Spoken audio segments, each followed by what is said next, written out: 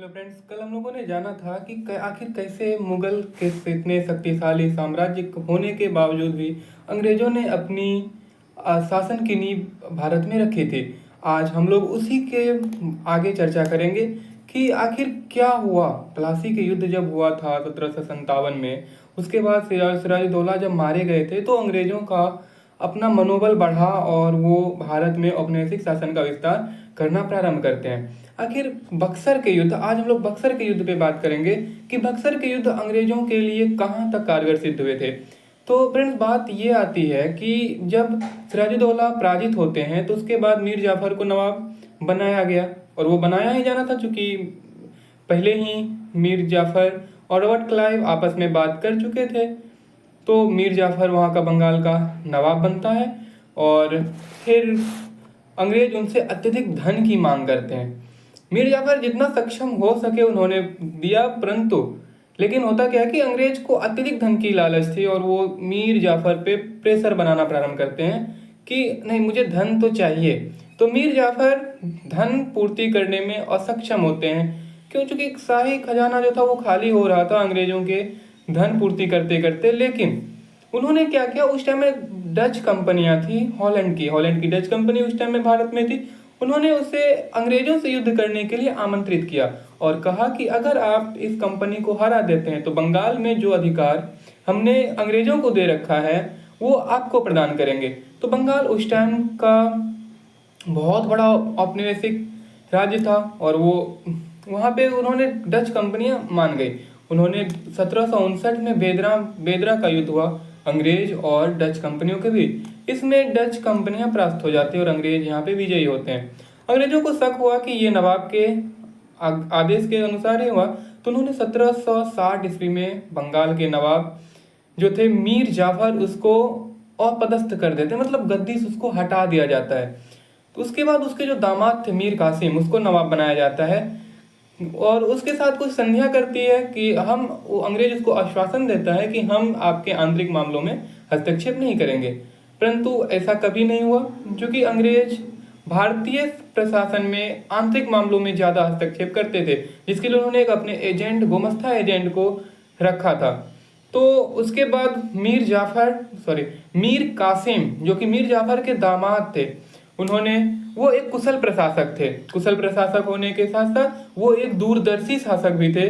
उन्होंने सोचा, जब इन्होंने मीर जाफर को नहीं छोड़ा, सिराजुद्दौला को नहीं छोड़ा, तो अब मेरी बारी है। तो मुर्शिदाबाद, जो कि बंगाल की उस टाइम में राजधानी हुआ करती थी, वहां पर अंग्रेजों का ज्यादा हस्तक्षेप होने लगा। तो मीर कासिम, चूंकि मुर्शिदाबाद कलकत्ता के बहुत ही नजदीक था, तो वहां पे अंग्रेज का ज्यादा हस्तक्षेप होता था। तो मीर कासिम ने क्या किया कि अपनी राजधानी को मुर्शिदाबाद से हटा करके मुंगेर शिफ्ट कर दिया।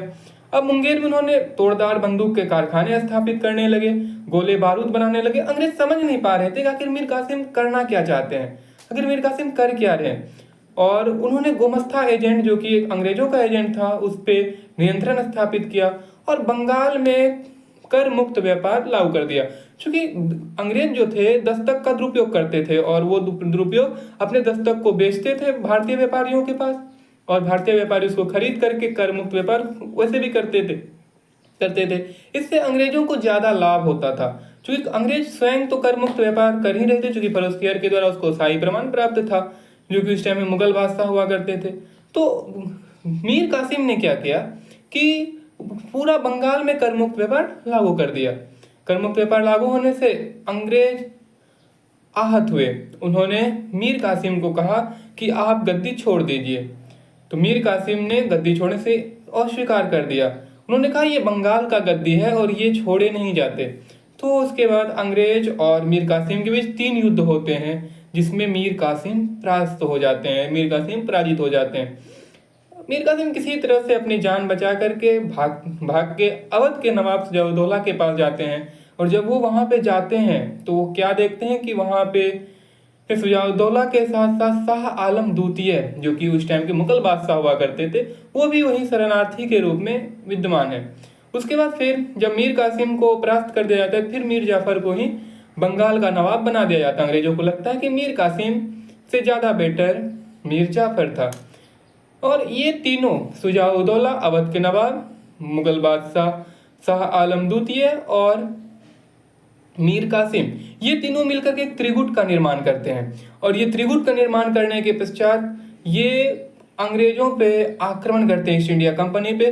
तो अंग्रेज भी ब्रिटिश कमांडर मुनरो के नेतृत्व में 18,000 सैनिक के साथ बक्सर के युद्ध के लिए तैयार होते हैं। 1764 में ब्रिटिश कमांडर मुनरो विजयी होते हैं, जबकि ज्यादा बड़ा भारी ये त्रिगुट का था, जिसमें शाह आलम द्वितीय, अवध के नवाब जो है, और उसके बाद मीर कासिम और सुजाउद्दौला, ये तीनों थे। इसके बड़ा ज्यादा भारी था, ये ज्यादा मजबूत और शक्तिशाली सैनिक थे।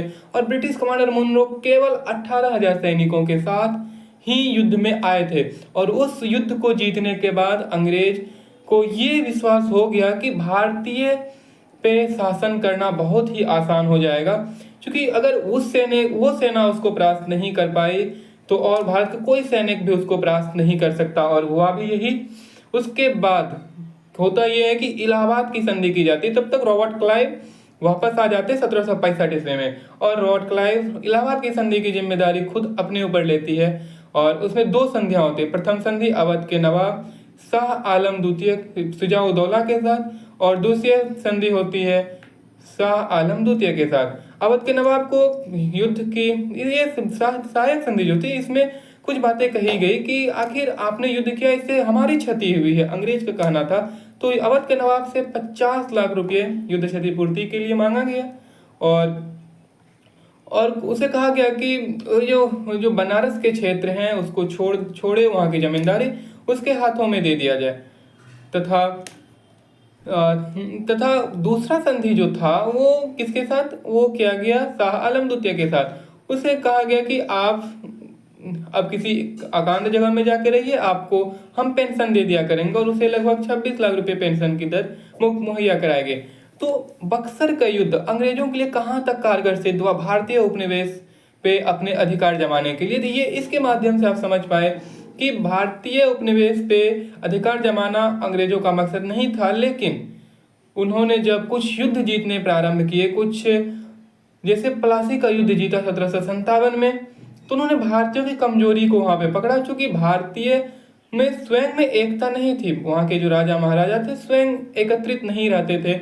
और जब उन्होंने 1764 में बक्सर के युद्ध में त्रिगुट को प्राप्त किया, तो उसे ये आत्मविश्वास आया कि भारतीय सैनिक हमारे सैनिकों की अपेक्षा काफी कमजोर है, भले ही उसकी संख्या अधिक हो। क्योंकि ब्रिटिश के जो सैनिक थे वो प्रशिक्षित सैनिक थे, उसको प्रशिक्षण दिया जाता था और वो आधुनिक हथियारों के साथ युद्ध करते थे, और हमारे भारतीय सैनिक पुराने हथियारों के साथ युद्ध किया करते थे। तो इस तरह आज हम लोगों ने बक्सर के युद्ध को समझा। इसी प्रकार कल हम लोग जानेंगे आंग्ल मराठा युद्ध क्या था। धन्यवाद।